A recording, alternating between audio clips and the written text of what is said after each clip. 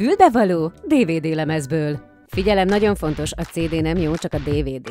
Fogj egy DVD lemezt, gyönyörű szép lilát, és vágd el gátlástalanul egészen középig.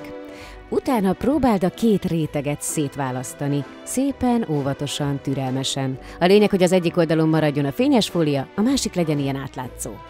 Ha aláteszel egy mintát, azt könnyedén átrajzolhatod alkoholos filccel.